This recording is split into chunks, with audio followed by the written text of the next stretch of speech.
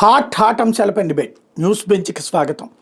తాజాగా ఆంధ్రప్రదేశ్లో జరిగినటువంటి వాటిలో రెండు కీలకమైనటువంటి పరిణామాలు. ఒకటి, జగన్మోహన్ రెడ్డి వెళ్ళినటువంటి టూర్, ఆ టూర్ సందర్భంగా జరిగినటువంటి పరిణామాలు, హెలీప్యాడ్ దగ్గర భద్రత ఏంటి, ఇట్లాంటి అంశాలు జగన్మోహన్ రెడ్డి వర్గం ప్రస్తావిస్తుంటే, జగన్ బట్టలోడ తీస్తానన్నాడు అన్నటువంటి పాయింట్ని బేస్ చేసుకుని విపక్షం పెద్ద ఎత్తున టార్గెట్, అధికార పక్షం అంటే వైసీపీకి విపక్షమైనటువంటి అధికార పక్షం ఇప్పుడు టార్గెట్ చేస్తున్నటువంటి అంశం. రెండవది వచ్చేటప్పటికి వైఎస్ భారతి గురించి ఒక ఐటీడీపీ కార్యకర్త చేసినటువంటి దారుణాతి దారుణమైనటువంటి కామెంట్లు, ఆ కామెంట్ల తర్వాత అతన్ని సస్పెండ్ చేయడం, ఈ పరిస్థితి మీ పార్టీలో చేసుంటే అసలు మీ బ్రతుకు ఇట్లాగ ఉండేది కాదు అన్నటువంటి వ్యాఖ్యల్ని మరొక వైపున తెలుగుదేశం పార్టీ చేస్తుంది. ఈ అంశాలకు సంబంధించినటువంటి చర్చలోకి ప్రస్తుతం మనతో పాటు ఉన్నారు రాజకీయ విశ్లేషకులు పురుషోత్తం రెడ్డి. నమస్తే. నమస్తే సార్. ఈ జగన్మోహన్ రెడ్డి సత్యసాయి జిల్లా టూర్ని ఏ కోణంలో చూడాలి? అంటే సత్యసాయి జిల్లాలో జగన్మోహన్ రెడ్డి గారి టూరు రెండు అంశాలు. ఒకటి, అప్పటికే ఎంపీపీ ఎన్నికల సందర్భంగా రెండు రాజకీయ పార్టీల మధ్య రాజకీయ యుద్ధం ప్రారంభమైంది. టెక్నికల్గా చూసినప్పుడు తెలుగుదేశం పార్టీకి ఆ మండల ఎంపీపీ గెలిచిన అవకాశం లేదు. రాజకీయ పరిణామాల్లో వచ్చిన మార్పులు, అధికార మార్పిడి ఈ కారణంగా కొంతమంది ఫిరాయించడం, లేకపోతే కొంతమంది బలవంతంగానో లేదా ప్రెజర్ చేసో తీసుకునే ప్రయత్నం చేశారు. అది జరుగుతుంది. ఇక్కడ అసలు సమస్య ప్రారంభమైంది ఎంపీపీ చుట్టూ. ఈ కొనసాగింపులో భాగంగానే ఒకనొక సంబంధించినటువంటి వైసీపీ కార్యకర్త మర్డర్ గురి కావడం. ఆ మర్డర్ అనేది అందరూ యాక్సెప్ట్ చేస్తున్నారు, కానీ అది రాజకీయం కాదు, రాజకీయ రిలేటెడ్ కాదని తెలుగుదేశం అంటుంది. రాజకీయ రిలేటెడ్గా వైసీపీ చూస్తుంది. అదే విచారణలో తేలాలి.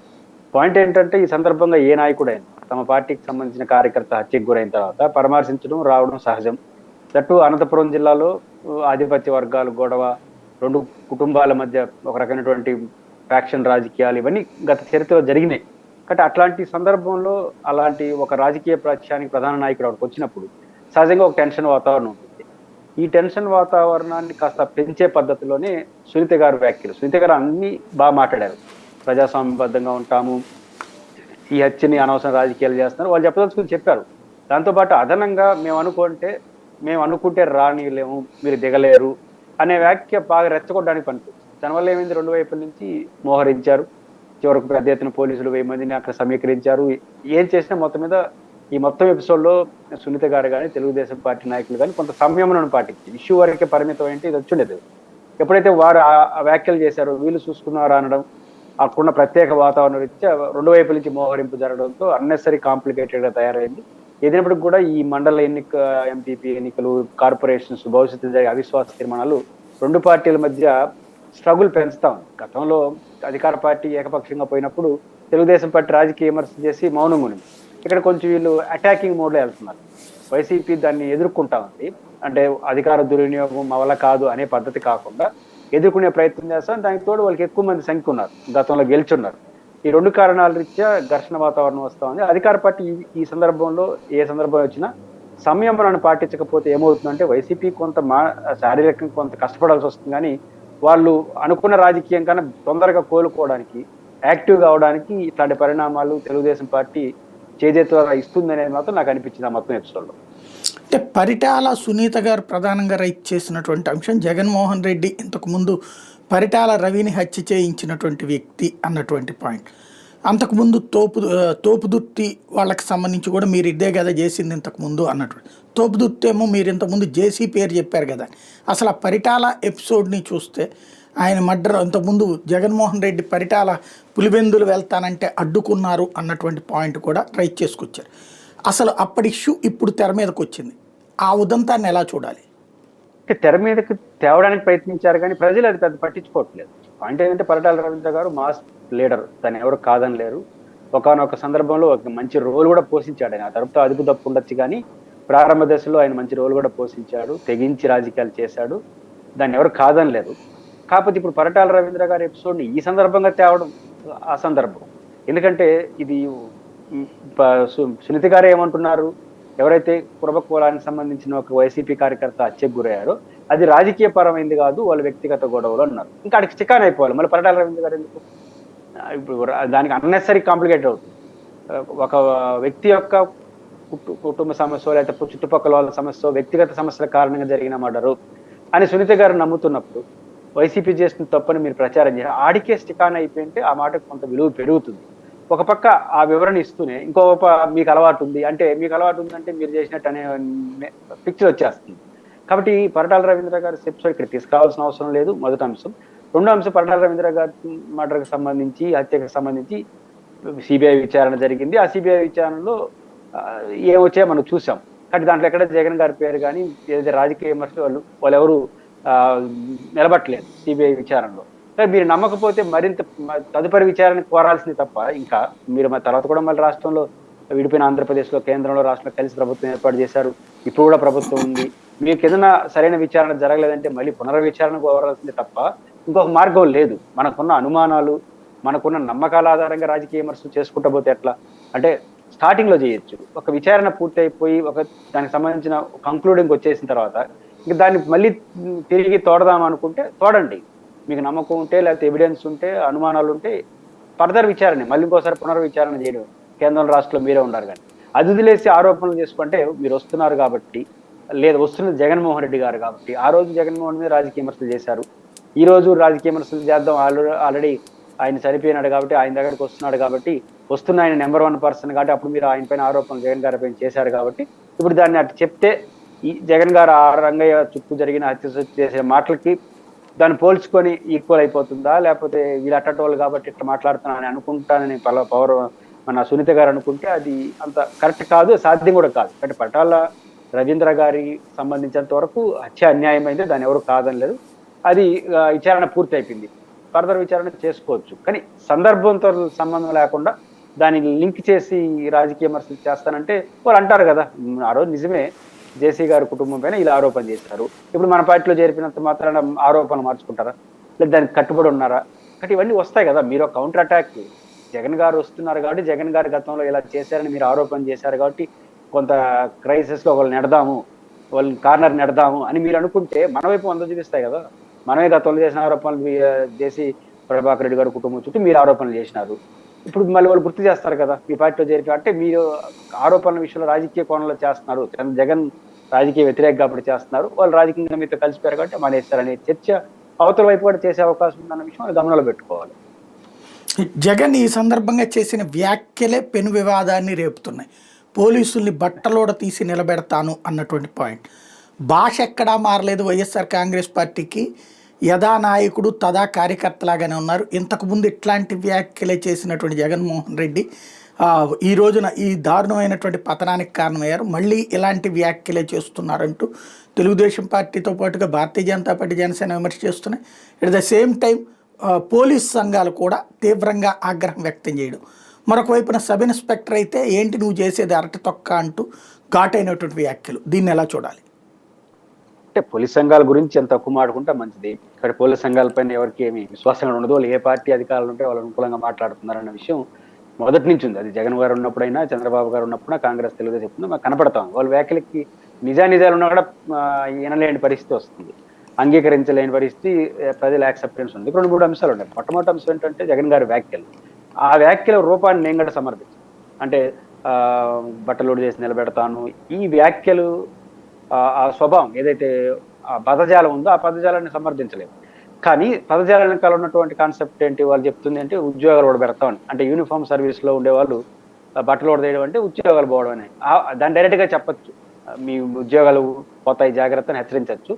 అయితే ఏమవుతుందంటే సాయి గారు, ఇక్కడ బేసిక్ గా వీళ్ళు కరెక్టా వాళ్ళు కరెక్టా అనే చర్చ కన్నా రాను వ్యవస్థల మీద ప్రెజర్ చేస్తే తప్ప, అధికార వ్యవస్థ మీద ప్రెజర్ చేస్తే తప్ప కంట్రోల్ కావట్లేదు, కొంచెం న్యూట్రల్ కావట్లేదు, కొంత ఆలోచించట్లేదు అనే వాతావరణం నాట్ ఓన్లీ దిస్ గవర్నమెంట్ గతంలో నుంచి కూడా కనబడుతుంది. చాలా సందర్భాల్లో గత 5, 10, 15 సంవత్సరాలుగా మన రాజకీయాల దగ్గరగా పరిశీలిస్తే నియరెస్ట్ అపోజిషన్ గా ఉండేవాళ్ళు భవిష్యత్తులో గెలుస్తారని అవకాశం. ఈ రాష్ట్రంలో చంద్రబాబు గారు, జగన్ గారు చుట్టూ రాజకీయం నడుస్తూ ఉంది. ఎవరో ఒకరు ముఖ్యమంత్రి ప్రతిపక్షంలో ఉంటారు. కాబట్టి మళ్ళీ గెలిచే అవకాశం ఉన్న వ్యక్తి ఒక గట్టి హెచ్చరిక అధికార వ్యవస్థ మీద చేయకపోతే ఎక్కడ వీళ్ళు సంయమనాన్ని పాటించట్లేదు, కొంచెం జాగ్రత్తగా ఉండట్లేదు అనే భావన చాలా సందర్భాలు వచ్చేసింది రాజకీయాలు. దురదృష్టం. ఇప్పుడు జగన్ గారు అంటున్నారు, వాళ్ళు లోకేష్ గారు డైరెక్ట్ గా చిత్తూరు జిల్లా ఎస్పీ ప్రశాంత్ రెడ్డి గారిని పేర్లు పెట్టి ఐపీఎస్లే వాళ్ళైతే ఎస్ఐలు కూడా కాదు మాట్లాడారు. కాబట్టి ఇట్లాంటి చేస్తే తప్ప వాళ్ళు కంట్రోల్ గారనే అభిప్రాయంకి వచ్చేస్తా ఉంది. ఇది దురదృష్టకరం. కాబట్టి ఇట్లా హెచ్చరికలు చేయాలనుకున్నా కూడా భాషలో కొద్దిగా జాగ్రత్తలు తీసుకొని మీరు చేయవలసిన హెచ్చరిక చేసుకుంటే బాగుంటుంది. అంతకుమించి దానికి ప్రాధాన్యత లేదు అనుకుంటా. అదే సేమ్ టైం తెలుగుదేశం పార్టీ వాళ్ళు భాష మారలేదు, ఇందువల్ల జగన్ గారు ఓడిపోయింది పరిపాలన వల్ల, భాష వల్ల. ఈ భాష వల్ల ఓడిపోయింటే జగన్ గారు ఎస్ఐ గారి పైన పరుష పదజాలం వాడితే ఓడిపోయేటి కానీ కారణం అయితే, ఎస్పీ పైన లోకేష్ గారు ఓడిన దానికి ఎట గెలిచారు అంటే? ఎస్పీలు వాళ్ళని గట్టిగా ఆడితే గెలిచిపోతారు, ఎస్ఐలు అంటే ఓడిపోతారా? కాబట్టి ఇట్లాంటి భాష, ఇట్లాంటి హెచ్చరికలు చాలా కాలం నుంచి నడుస్తున్నాయి. దాని కారణంగా జగన్మోహన్ రెడ్డి ఓడిపోలేదు, అది అయ్యే పని కూడా కాదు. కాబట్టి ఇది రాజకీయపరమైన వ్యూహ ప్రత్యూహాలే తప్ప ఇంకోటి కాదు. At the same time SI గారు వ్యవహరించిన తీరు పట్ల నాకు మంచి చెడ్డలు అనే దానికన్నా మా తిరుపతి అర్బన్ ఎస్పీ సుబ్బరాయుడు గారిని చూసి ఆయన నేర్చుకుంటే మంచిది. ఆయన ఐపీఎస్ ఆఫీసర్. ఎందుకంటే సుబ్బరాయుడు గారు ఇప్పుడు లేరు, మాకు ఎస్పీగా మార్చారు, మన టీటీడీ తొక్కిసలాట వ్యవహారాలు ట్రాన్స్ఫర్ చేశారు. వారిని ఉద్దేశించి జగన్మోహన్ రెడ్డి గారు గట్టి హెచ్చరిక చేశారు. పేరు పెట్టి తెలంగాణకి వెళ్ళిపోవాలనుకుంటున్నట్టున్నారు, ప్రభుత్వం మారిపోతే తెలంగాణ సర్వీస్ అక్కడి నుంచి కూడా తీసుకొస్తాం అని గట్టిగా హెచ్చరిక చేశారు, పేరు పెట్టి హెచ్చరించారు. ఆ సందర్భంగా ఆయన రియాక్ట్ అయిన తీరు నాకు నచ్చింది. ఎందుకంటే ఆయన తిరుపతిలో ఉంటాడు కాబట్టి. నేను అనంతపురం రాయలసీమ ప్రాంతానికి చెందిన వ్యక్తినే.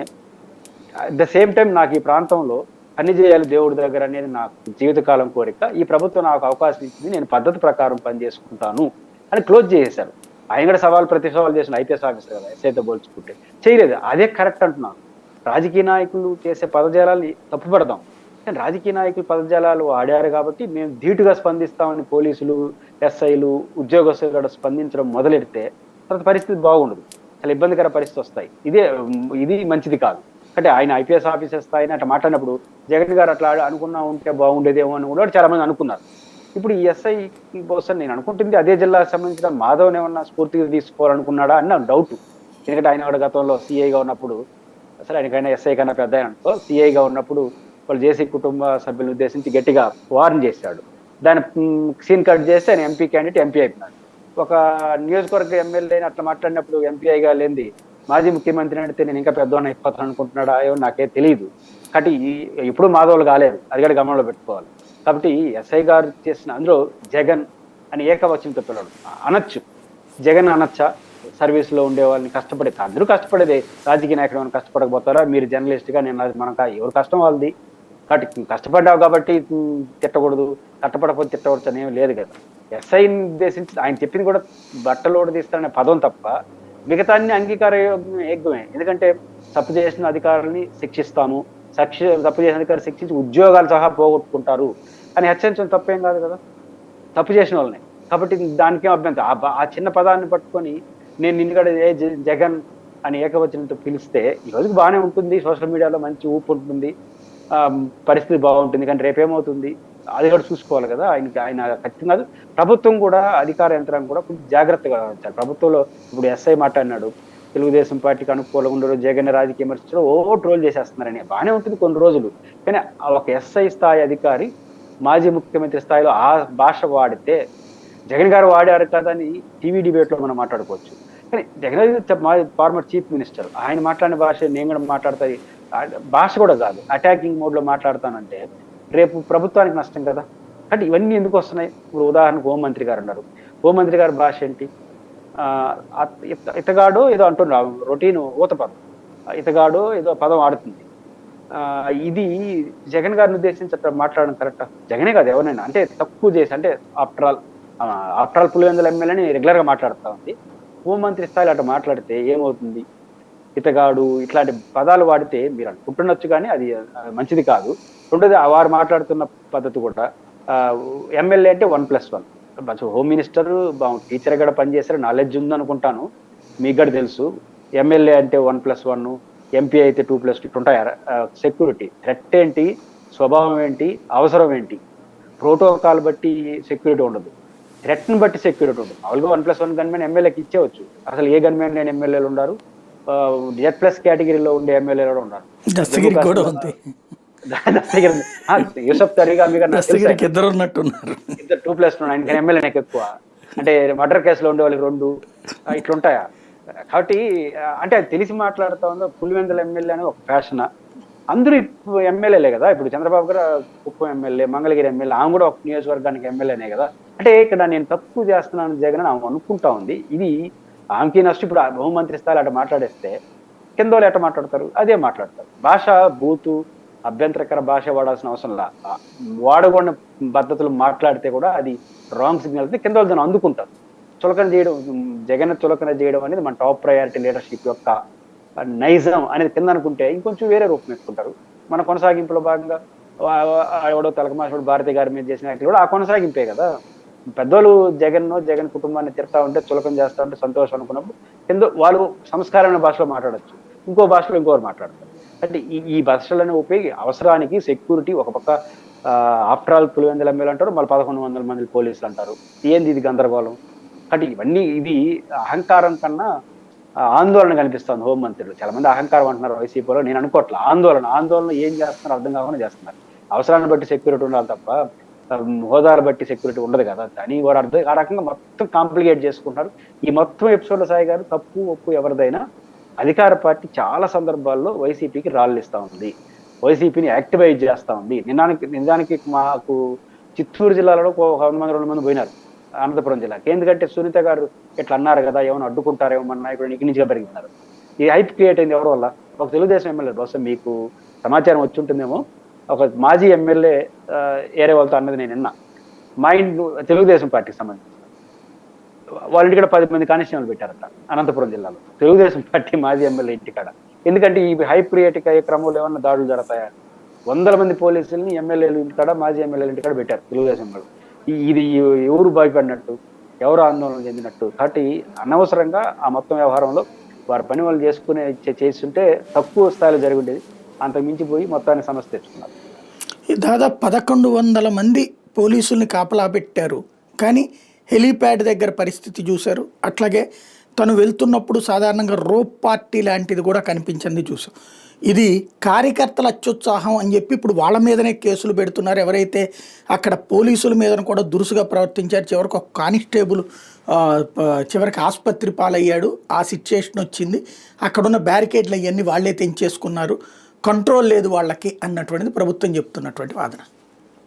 నేను ఇప్పుడు నిన్న హోంమంత్రి గారి ప్రకటనలో కీలక అంశం 1+1 గన్మెన్ చాలు, కానీ 1100 మంది పోలీసులు పెట్టామంటే భయపడి కాదు, ఏమి చేసి కాదు. ఈ వైసీపీ వాళ్ళు ఏమేమి అల్లరి చేస్తారో గత చరిత్ర అంతా ఉంది కాబట్టి వాళ్ళని కంట్రోల్ చేయడం కోసం పెట్టాం.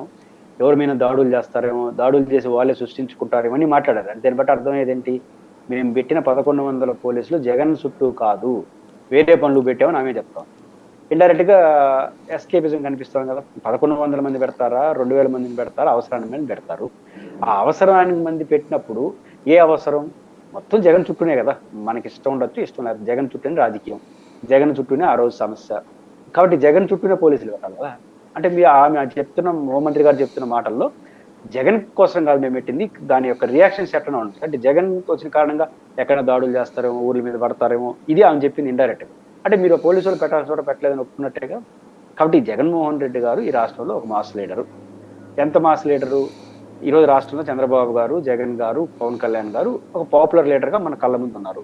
దీంట్లో నేను ఈ రోజు కూడా అనుకుంటున్నాను, తెలుగుదేశం గెలిచి ఉండొచ్చు, వైసీపీ ఓడిపోయిండొచ్చు, ఈ రోజు కూడా నెంబర్ 1 లీడర్ జగన్మోహన్ రెడ్డి గారు. ఎట్లా అంటున్నానంటే, నరేంద్ర మోడీ గారు, చంద్రబాబు నాయుడు గారు, పవన్ కళ్యాణ్ గారు ముగ్గురు పెద్ద పర్సనాలిటీస్. పవన్ కళ్యాణ్ గారు సినిమా స్టారు, రాజకీయ స్టారు. నరేంద్ర మోడీ గారు నమో మోడీ అని దేశంలో 3వ ప్రధానమంత్రి. ఈయన సీనియర్ పొలిటీషియన్ చంద్రబాబు గారు. ముగ్గురు కలిస్తే 1,80,00,000 ఓట్లు వస్తే, యాజ్ ఎ సింగిల్ మెన్ నెగటివ్లో 1,32,00,000 ఓట్లు వచ్చినాయి. ఈ రోజు కూడా as a single individual Jagan పెద్ద లీడరే కదా. మీరు మనకు నచ్చకపోవచ్చు, దట్ ఈస్ డిఫరెంట్ ఇష్యూ. కాబట్టి 1,32,00,000 ఓట్లు, 40% సమాజానికి ప్రతినిధిగా ఉన్నటువంటి వ్యతిరేక పరిస్థితిలో ఇప్పుడు అంత పెరుగుంటుంది. అట్లాంటి వ్యక్తి అక్కడికి వస్తున్నప్పుడు జనం వస్తారు. జనరల్గా జగన్ మాస్ లీడరు. అదనంగా టెన్షన్ క్రియేట్ అయి ఉండాలి, హత్య జరుగుండాలి. మీరు ఒక్కొక్క పరిటాల సునీత గారు మేము అనుకుంటే రాలేడు అన్నట్టు హెచ్చరికలు కొన్ని ఉన్నాయి. ఇవన్నీ పెరుగుతున్నప్పుడు జగన్ చుట్టూనే కదా పోలీసులు ఉండాల్సింది. ఎక్కడెక్కడ పెట్టుకుంటే లాభం? అందరూ అక్కడికి వచ్చినప్పుడు జగన్ చుట్టూ రోప్ పార్టీ పెట్టి తోసేసి ఉండాలి. ఇప్పుడు ఏదైనా మాస్ లీడర్ వచ్చినప్పుడు దూరతారు. అన్ని పార్టీలో ఉంది ఈ సమస్య. కాబట్టి మీరు పెట్టాల్సిన చోట పోలీసులు పెట్టకుండా జరగాలి. ఇప్పుడు మనకు మీకు గుర్తుంటే గుంటూరు మిర్చియార్లో ఏదో జరిగింది కదా, కానిస్టేబుల్స్ ఊరిని పెట్టలేదు. మళ్ళీ తోపులాట జరుగుతుందంటే మాస్ లీడర్స్ వచ్చినప్పుడు అదే జరుగుతుంది. దాన్ని దృష్టిలో పెట్టుకొని సెక్యూరిటీ ఏర్పాటు చేయాలి. కాబట్టి సెక్యూరిటీ ల్యాబ్స్ అనేది ఒక చేతకాంతనం అని నేను అనుకోను, కానీ ఒక ప్రయారిటీ ఇవ్వకపోవడం. మీ పై నుంచి కింద వరకు ఆఫ్టర్ ఆల్ 900 ఎమ్మెల్యే ఆయనకి ఏం రక్షణ అంటారు, అది బాగా పనిచేస్తుంది కింద వరకు. పైన వాళ్ళు అట్టున్నప్పుడు మనం ఎందుకు ఉండాలనుకున్నప్పుడు రేపు ఏమి జరగని జరిగినా, ఎవరికి నొప్పి జరిగినా, ఎవరికి నొప్పి జరిగినా అది నేరుగా ప్రభుత్వానికి రాజకీయంగా చుట్టుకునేస్తుంది అని గుర్తుంచుకొని ఎప్పటికైనా సరే రాజకీయ విమర్శలు చేయండి, కానీ సెక్యూరిటీ విషయంలో అన్నెసరీ ల్యాబ్స్కి పోతే ప్రభుత్వం ఇబ్బంది పడుతుంది. అంటే జగన్ తనకి తాను జాగ్రత్త తీసుకోవాలి. ఎందుకంటే ఇప్పుడు ఇదివరకటి రోజుల్లో తను తన మీద జరిగిన కోడికత్తితో దాడి కావచ్చు, లేకపోతే రాయి దాడి కావచ్చు, ఇవి తనే చేయించుకున్నాడని ఇప్పటికీ చెప్తున్నా. ఇప్పుడు రేపు పొద్దున ఏదన్నా జగన్కి అయినా కూడా తనే చేయించుకున్నాడని చెప్పొచ్చు కదా. ఇప్పటి వరకు జగన్మోహన్ రెడ్డి గారు ప్రతి రాజకీయ నాయకుడు ఈ రోజు రాజకీయ వాతావరణంలో వస్తున్న మార్పుల్లో ఎవరు సెక్యూరిటీ పర్సనల్ గా రీజన్స్ గా వాళ్ళు తీసుకోవాల్సిన అవసరం ఉందనేది కరెక్ట్ కాదన్న పాయింట్. ఏంటంటే తెలుగుదేశం పార్టీ గమనంలో పెట్టుకోవాల్సింది, ఇట్లాంటి ఆరోపణలు చాలా చేశారు జగన్ మీద. విశాఖ కోడికత్తి వ్యవహారం కావచ్చు, ఎయిర్పోర్ట్ లో రాయికి సంబంధించి కావచ్చు, ఇంకోటి దీని జనం నమ్మలేదు కదా. కానీ అది గమనంలో పెట్టుకోవాలి, తెలుగుదేశం నమ్మలేదు కదా. కాబట్టి ఒకవేళ అది అబద్ధాలు అనుకున్నారు, మీరు తేల్చండి. ఇప్పుడు ఆ కేసు కేంద్రంలో మీరే ఉన్నారు, రాష్ట్రంలో మీరే ఉన్నారు, ఎన్ఐఏ వాళ్ళు విచారణ జరిపిస్తున్నారు. ఎట్లా రామకృష్ణదేవరాయ గారు లెటర్ గారు రాసినట్టున్నాడు. కొంచెం ప్రెజర్ చేసి ఎన్ఐఏ ఎవరి పరిధిలో ఉంది, గవర్నమెంట్ ఆఫ్ ఇండియా, బీజేపీ, మీ గవర్నమెంటే. ఖచ్చితంగా నివేదిక తొందరగా బయటపెట్టి జగన్మోహన్ రెడ్డి గారు చేయించుకుంటే నిరూపించండి, సాక్ష్యాధారాలు ఇవ్వండి. రాయికి సంబంధించి ఎలక్షన్ టైంలో జరిగింది, ఇప్పుడు విచారణ పరిధిలో ఉంటుంది, మీరే విచారించాల్సింది, తేల్చేయండి, మీ దగ్గర ఉన్న ఆధారాలు ఇవ్వండి. ఇప్పుడు జగన్మోహన్ రెడ్డి మీద అవినీతి ఆరోపణలు కానీ, వ్యక్తిగత ఆరోపణలు కానీ, ఆరోపణలకు ఇస్తున్న ప్రాధాన్యత రుజువు చేయడానికి కానీ మీ చేతిలో ఉన్నప్పుడు కూడా, ప్రతిపక్షం ఉన్నప్పుడు ఆరోపణలు ఎందుకు చేయలేకపోతున్నాం? జగన్మోహన్ రెడ్డి గారి కేసులుగా అవినీతి ఆరోపణలు, మొన్న కృష్ణదేవరాయలు గారు ఎంపీకి లెటర్ రాసి హాస్యాస్పదం, ఆయన అమిత్ షాకి రాసి ఆయన ఏం చేస్తాడు? ఆల్రెడీ సిబిఐ విచారణలో ఉంది. ఏదైనా ఉంటే రాష్ట్ర ప్రభుత్వానికి లెటర్ రాసి ఇంప్లీట్ పిటిషన్ వేసి తెలంగాణ కోర్టులో జగన్మోహన్ రెడ్డి గారికి అవినీతి ఆరోపణ కేసులో ఆధారాలను చూపించండి, అట్లా రాసుకోండి. కాబట్టి ఇవన్నీ చూసినప్పుడు ప్రతి ఆరోపణలకు ప్రాధాన్యత ఇస్తున్నారు తప్ప విచారణకు ప్రాధాన్యత ఇవ్వలేదంటే దాంట్లో పసలేదని అర్థం. బట్ జగన్మోహన్ రెడ్డి గారు కూడా భవిష్యత్తులో ఖచ్చితంగా తగిన జాగ్రత్తలు తీసుకుంటారు కూడా. వ్యక్తిగతంగా జాగ్రత్త తీసుకెట్టుంటారు. ప్రతిపక్ష నాయకుడుగా ఉన్నప్పుడు పవన్ కళ్యాణ్ గారి సెక్యూరిటీ ఉండదు గతంలో, ఆయన పర్సనల్ సిబ్బంది పెట్టుకున్నాడు. రేపు ఈయన కూడా అదే పరిస్థితి వస్తే రావచ్చు. అట్లా రావడం అనేది అంత మంచిది కాదు, దాన్ని వాళ్ళు అర్థం చేసుకుంటే మంచిది. అంటే ఈ తాజాగా పదే అమిత్ షాకి మొన్న ఈ మధ్యన వెళ్ళి లావు శ్రీకృష్ణదేవరాయలు కంప్లైంట్ చేసి వచ్చారు. టోటల్గా జగన్ గురించి ఒక పెద్దదే వివరాలన్నీ ఇచ్చి వచ్చానని చెప్పారు. మళ్ళీ తాజాగా లెటర్ రాసుకొచ్చారు. ఫైనల్గా లావు శ్రీకృష్ణదేవరాయలు రెగ్యులర్గా అమిత్ షాతో టచ్లో ఉంటూ జగన్ కథ తేల్చేటటువంటి ప్రయత్నం ఉన్నారు.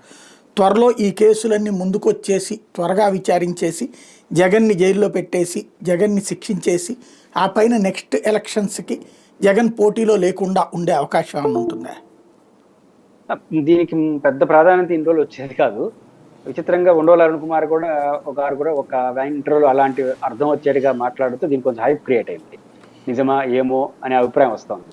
నాకున్న అంచనా ప్రకారం, నాకున్న అవగాహన మేరకు కొత్తగా కేసులు ఏమవుతాయో నాకు తెలియదు, కానీ ఇప్పటి వరకు జగన్మోహన్ రెడ్డి మీద పాత కేసుల్లో జగన్మోహన్ రెడ్డి గారి కేసులని డిశ్చార్జ్ పిటిషన్ దశలో ఉన్నాయి. ఆ తర్వాత విచారణ ప్రారంభం అవ్వాలి. డిశ్చార్జ్ కానీ యాక్సెప్ట్ అయితే, డిశ్చార్జ్ కానీ కొట్టేసి, ఆ డిశ్చార్జ్ అంటే అర్థం ఏంటి? నా పైన చేసిన ఆరోపణలకి ఆధారాలు లేవు, నిరాధారమైన, కాబట్టి ఇది ఆ విచారణ అర్హత లేదు, కొట్టేయండి అని ఆయన కేసు అది నడుస్తుంది. ఇప్పుడు విచారణ అర్హత ఉందని సిబిఐ నిరూపించుకోవాలి, ఆ తర్వాత విచారించాలి, ఆ తర్వాత కేసు అది జరుగుతుంది.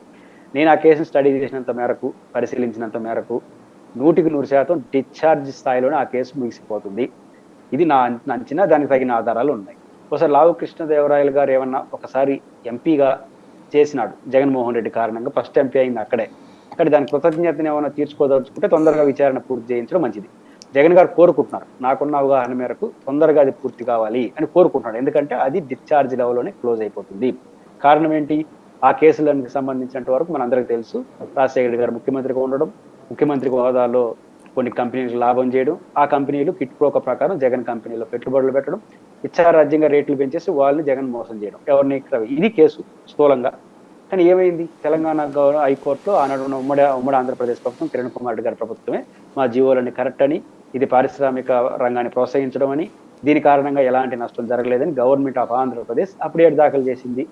2, ఆ సంబంధించిన ఐఏఎస్ ఆఫీసర్లు, మన ఆచార్య గారు, అంతకుముందు చాలా మంది ఐఏఎస్లు ఒక్కొక్కరు లిఫ్ట్ అవుతున్నారు, వెసులుబాటు తీసుకుంటున్నారు, డిశ్చార్జ్ కూడా యాక్సెప్ట్ అవుతున్నాయి.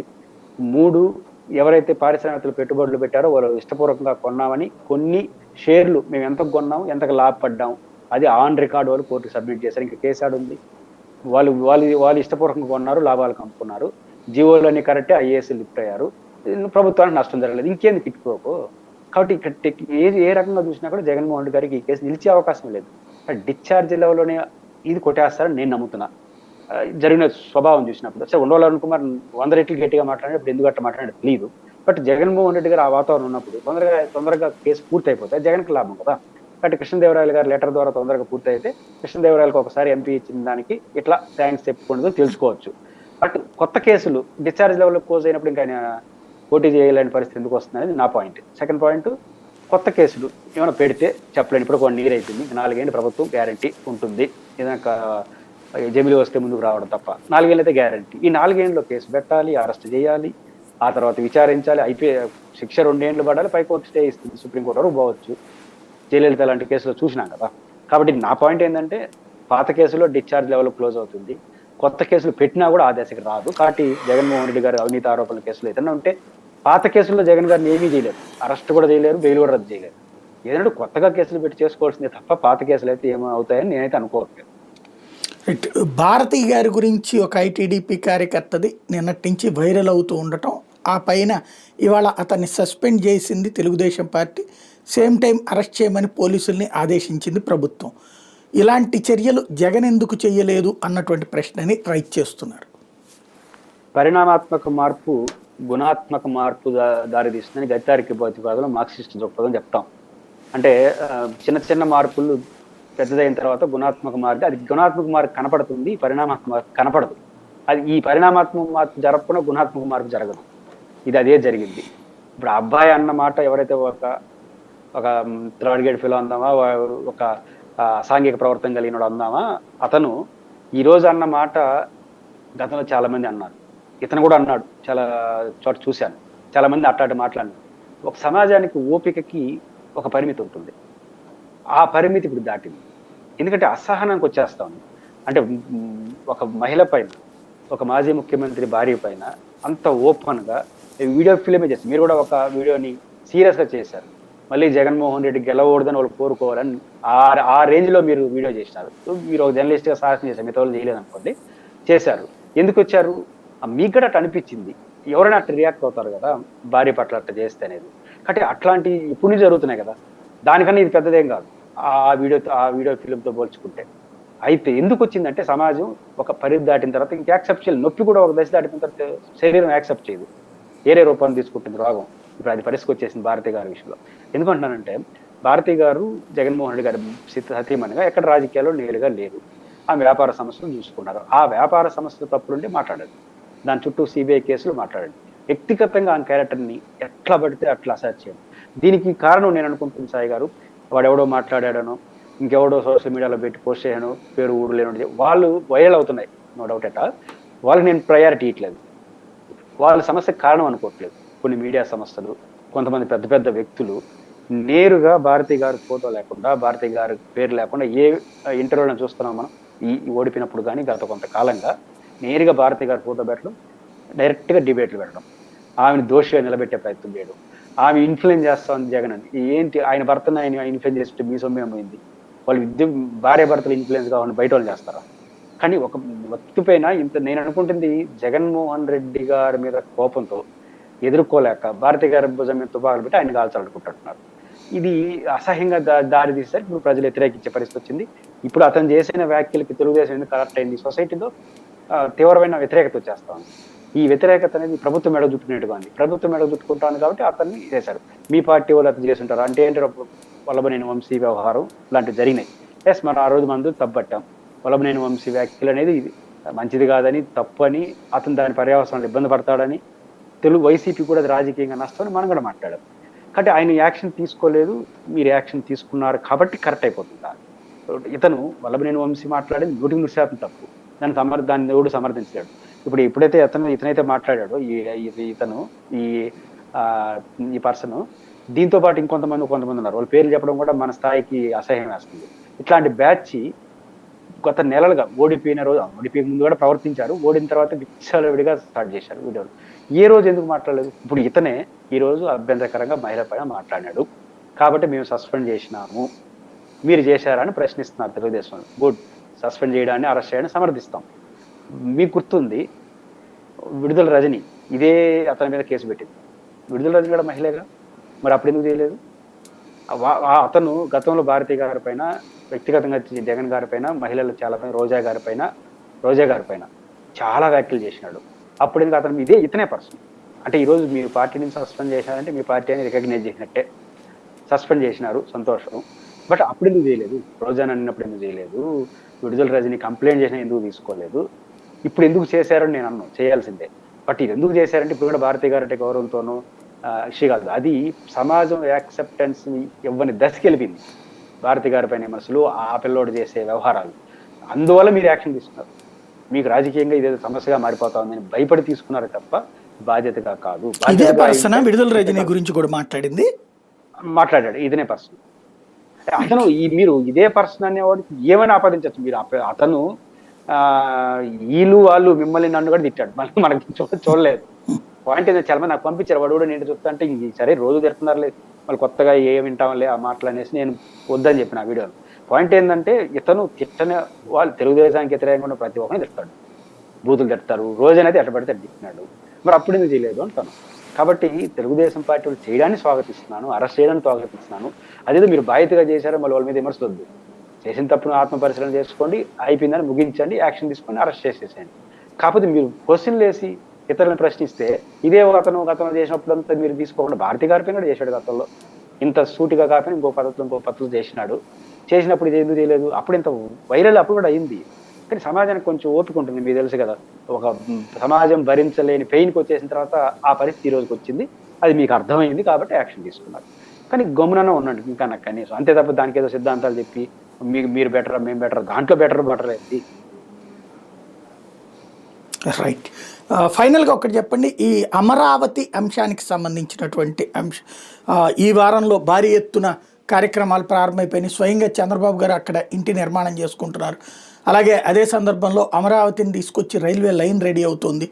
ఓవరాల్గా ఈ రాజధాని అన్నటువంటి కాన్సెప్ట్ జగన్ ఫెయిల్యూరు, అది చంద్రబాబు యొక్క సక్సెస్. ఒకప్పుడు హైటెక్ సిటీని కూడా మొదట్లో విమర్శించారు, ఫైనల్గా అదే ఇవాళకి కూడా చంద్రబాబు గారికి ఒక క్రెడెన్షియల్ అయింది. అలాగే భవిష్యత్తులో జగన్కి చేతకాంది చంద్రబాబు చేసి చూపించింది అన్నటువంటి ఒక రికార్డు కిందకి రాబోతుంది. అంటే హైటెక్ సిటీ అమరావతిని పోల్చుకోవడమే అర్ధరహితం. హైదరాబాద్ కానుకొని హైటెక్ సిటీ కట్టడం వేరు, అమరావతిలో వెలగపూడిలో హైటెక్ సిటీ కట్టడం రెండింటికి చాలా వ్యత్యాసం ఉంది. అంటే హైదరాబాద్ ఆల్రెడీ డెవలప్మెంట్ ఒక కొనసాగింపు, హైదరాబాద్ మహానగరానికి అది కొనసాగింపు. హైటెక్ సిటీ కావచ్చు, శంషాబాద్ కావచ్చు, ఫైనాన్స్ డిస్టిక్ కావచ్చు. హైటెక్ సిటీ మనం మాట్లాడదాం, హైటెక్ సిటీ ఎంత, హైటెక్ సిటీ ఆ బిల్డింగ్ ఎంత. కానీ శంషాబాద్ కావచ్చు, ఫైనాన్స్ డిస్టిక్, అమెరికా లాగా ఉండేది అనేది ఫైనాన్స్ డిస్టిక్, నిజానికి హైటెక్ సిటీ కాదు. అట్లాంటి దాన్ని సృష్టించారు. సృష్టించగా దాని పక్కన హైటెక్ సిటీ కొనసాగింది. కాబట్టి అది వేరు ఇది వేరు. ఆ భ్రమలో ఇంకా ఎవరైనా ఉన్నారంటే ఇంకా వరిష్టం. నెంబర్ 1. నెంబర్ 2, ఖచ్చితంగా చెప్పగలం, తెలుగుదేశం పార్టీ తన టాప్ ప్రయారిటీలో అమరావతి ఉంటుంది. టాప్ ప్రయారిటీ ఒక ప్రభుత్వం అనుకున్న తర్వాత యాక్టివిటీ కూడా స్పీడ్గా ఉంటుంది. ఎంత స్పీడ్ అనేది ఉన్న ఆర్థిక వనరులు బట్టి ఉంటుంది. గతంతో పోల్చుకుంటే ఉల్టా స్పీడ్లో ఉంటుంది. ఎందుకు ఉంటుంది? ఈ ప్రభుత్వం యొక్క number 1 priority Amaravati, number 1 priority. తర్వాత నెంబర్ 2 పోలవరం అంటున్నారు. పోలవరం ఏమవుతుందో చూద్దాం. బట్ నెంబర్ 1 ప్రభుత్వానికి ప్రయారిటీ మనం చూసాం. జగన్మోహన్ గారి నెంబర్ 1 ప్రయారిటీ ఏంటి? సంక్షేమ పథకాలు. దాని ఫలితం ఏంటి? వాలంటీర్లు. దాని ఫలితం ఏంటి? సచివాలయ సిబ్బంది. ఒక సమాంతర ప్రభుత్వ వ్యవస్థను ఏర్పాటు చేశారు జగన్. అంటే ఆయన ప్రయారిటీ సంక్షేమ పథకాలు. అంటే ఒక ప్రభుత్వం నెంబర్ 1 ప్రయారిటీ అనుకున్నప్పుడు ఖచ్చితంగా అది కొనసాగుతుంది. కాబట్టి అమరావతిలో యాక్టివిటీ స్పీడ్ ఉంటుంది, బాగా ఉంటుంది. డెవలప్మెంట్ యాక్టివిటీలో బాగా ఎకనామిక్ యాక్టివిటీ అన్ని జరుగుతాయి. దాంట్లో ఎవరికి సందేహం ఉండాల్సిన అవసరం లేదు. 4 ఏళ్ళు కూడా చూస్తాం. అయితే వాళ్ళు చెప్తున్న కొన్ని అంశాలు అది వారి అమరావతికి నష్టం. ఉదాహరణకు నిజానికి ఆ రైల్వే స్టేషన్ ప్రభుత్వం చెప్తా ఉందా, సోషల్ మీడియా కూడా తెలియనంత తేడాతో నడిచిపోతా ఉంది. 1500 ఎకరాలు ఏదేదో మాట్లాడేస్తున్నారు. నా పాయింట్ ఏంటంటే, ఈ ఊరు కోసం రైల్వే స్టేషన్ కడతారు. ఇప్పుడు తిరుపతిలో రైల్వే స్టేషన్ ఉంది, 50,000 మంది భక్తులు వస్తారు పోతారు, దిగే వాళ్ళు ఉన్నారు, ఎక్కే వాళ్ళు ఉన్నారు. అమరావతిలో దిగేది ఎవరు, ఎక్కేది ఎవరు? ఇప్పుడు విజయవాడలో వచ్చి అమరావతిలో ఎక్కడగా, విజయవాడ రైల్వే స్టేషన్ ఎక్కుతాడు, గుంటూరు రైల్వే స్టేషన్ ఎక్కుతాడు. అమరావతిలో బాగుందని ఇటు వస్తాడా? కాబట్టి మా తిరుపతిలో ఉండేవాడు చంద్రగిరి రోడ్ తిరుపతికి వచ్చి ఎక్కడు, చంద్రగిరి బస్ రైల్వే స్టేషన్ ఎక్కుతాడు. రేణుగుంటోడు తిరుపతికి రాడు, రిజర్వేషన్ ఉంటే తప్ప. కాబట్టి నా దగ్గర ఆల్రెడీ గుంటూరులో రైల్వే స్టేషన్ ఉంది, విజయవాడ ఇంకొక అంతర్జాతీయ రైల్వే స్టేషన్ ఎట్లొస్తుంది? ఏ జనాభా ఉంటారు? అది సాధ్యమేనా? నెంబర్ 1. అసలు రైలు కన్నా ఇప్పుడు ఫ్లైఓవర్స్ ఇంకోటి విమానాలు పెరిగిపోతున్నాయి రాబోయే కాలంలో. కాబట్టి ఎట్లా సాధ్యం అవుతుంది అనేది అర్థం కాని. అంటే ఇట్లాంటి హైప్ క్రియేట్ చేస్తే ఏమవుతుంది చివరికి ఏమి జరగకపోతే ఆడబోయి ఎడబోయిన పరిస్థితి వస్తుంది. కాబట్టి అమరావతి విషయంలో ఈ హైప్ మానేసి మీరు చేయదలుచుకుంది మీరు చేయండి, అది ఆ ప్రాంతానికి అడ్వాంటేజ్ కావచ్చు. కాకపోతే అమరావతి పైన మీరు అన్నట్టు జగన్ గారు ఫెయిల్యూర్ అంటే అమరావతి రాజధాని మార్పుని వ్యతిరేకించారు సమాజం అని నేను అనుకోవట్లేదు. ప్రధానమైన రాజధాని మార్పుని సమాజం యాక్సెప్ట్ చేయలేదు. మన చరిత్రలో తుగ్లక్ వ్యవహరించిన ఢిల్లీ మార్పు చేర్పులు చేశారు కదా, ఈ టైంలో కూడా అప్పుడు మార్పుని వ్యతిరేకించారు. ఢిల్లీయా ఇంకోట ఇక్కడ కూడా అమరావతి ప్రేమ కాదు, ఎవరికి తెలుసు అమరావతి. నేనైతే వైసీపీ వాళ్ళకి చెప్పిన ఒకసారి, మీరు చంద్రబాబు గారు ఎట్టయితే పోలవరానికి జనాన్ని బస్సులో తిప్పారో, మీరు ఈ 5 ఏళ్ళు కాస్త బస్సుల్లో మొత్తం ప్రతి గ్రామంలో ఉచిత బస్సు వేసి అమరావతి చూపించి వచ్చేయండి, దేవుడికి 2 ఒక పని అయిపోతున్నాను. పోతే కానీ తెలియదు అప్పుడు అమరావతి ఎలాంటి రాజధాని ఉంటుంది. కాబట్టి ఇట్లాంటి యాక్టివిటీ చేయడం ద్వారా పెద్ద ఉపయోగం ఏముండదు. వాళ్ళు దాన్ని ఎక్కువ చేసుకున్నట్టు ఏమవుతుంది, ఆ రోజు రాజధాని మార్పుని ఒకసారి రాజధాని ఎంపిక చేశారు, ఇంకా అది అయిపోయిన సెంటిమెంట్. దాన్ని జగన్మోహన్ గారు కొత్త రూపం చేశారు, ఏంది మా రాజధాని మార్పులు, అందులో 3 ఏంటి, ఇట్లాంటితో పనిచేసింది అది ఎలక్షన్. కాబట్టి రేపు అదే అమరావతి చూడండి, వాళ్ళు డిసడ్వాంటేజ్. ఎందుకని ఇవి హైప్ క్రియేట్ చేసి అంత అమరావతిలోనా అనే పరిస్థితి వచ్చేసింది అనుకోండి, వేరే రూపం తీసుకుంటుంది. కాబట్టి అమరావతిలో ప్రభుత్వం ఉన్న జనరల్ అడ్వాంటేజ్, నాలాంటి వాళ్ళు కూడా ఆ రోజు రాజధాని రాయలసీమ కాలంలో మనం ఇప్పుడు మాట్లాడే పరిస్థితి లేదు. ఎందుకంటే చంద్రబాబు నాయుడు గారు డైరెక్ట్ గా కర్నూలులోనే ఉండి, నేను హైకోర్టు కూడా కుదరదు, హైకోర్టు బెంచ్ మాత్రమే కర్నూలుకి ఇస్తానని నిజాయితీగా చెప్పినాడు, ఎలక్షన్ ముందే చెప్పాడు. అలాంటప్పుడు ఆ కర్నూలు అసెంబ్లీ రాయలసీమ కర్నూలు మొత్తం వాళ్ళు గెలిచినారు దాదాపు. కాబట్టి ఇట్లాంటి ఒక మ్యాండేట్ మీకు వచ్చినప్పుడు రాజధానికి సంబంధించిన మ్యాండేట్ కాదు అది, కానీ వచ్చినప్పుడు మీరు చెప్పారు ఎలక్షన్ ముందు కాబట్టి ఎవరు మాట్లాడలేని పరిస్థితి. సాఫీగా ఆ రోజు 2014 నుంచి 19 వరకు అనేక ప్రశ్నలు అమరావతి పైన, ఈరోజు ఆ ప్రశ్నలు కూడా లేవు. సాఫీగా మీరు చేసుకోవచ్చు. సాఫీగా అమరావతి పద్ధతిగా చేసుకుంటే ఆ ప్రాంతానికి మంచిది, మీ కళ నెరవేరుతుంది. అట కాకుండా దాంట్లో అద్భుతాలు చేస్తాం, దాంట్లో అద్భుతాలు అంటే మీరు దాంట్లో అద్భుతాలు చేస్తారండి, మాకు మాత్రం పెన్షన్ నీరు, మాకు మాత్రం గ్యాస్ ఎవరు, మాకు మాత్రం అమ్ముడు అనే కొత్త చర్చ వచ్చేంత వరకు చేసుకున్నారంట, అది మీకే రాజకీయం కాదు. కాబట్టి అది ఆలోచించుకుంటే మంచిది. థ్యాంక్ యూ వెరీ మచ్ అండి. ఇది పరిస్థితి. ఓవరాల్గా జగన్మోహన్ రెడ్డి టూర్ తీసుకొచ్చినటువంటి చర్చ అకస్మాత్తుగా భారతీ సంఘటన, భారతీతో పాటుగా ప్రతి ఒక్కళ్ళని దూషణలతో కూడినటువంటి వ్యవహారం, ఇలాంటి చర్చలకి సంబంధించినటువంటి ముగింపు పలికే ప్రయత్నం ప్రభుత్వం చేస్తుంది. ఆ ముగింపు ఇక్కడతో జరిగితే బాగుంటుంది అన్నటువంటిది ప్రతి ఒక్కళ్ళు చెప్తున్న అంశం.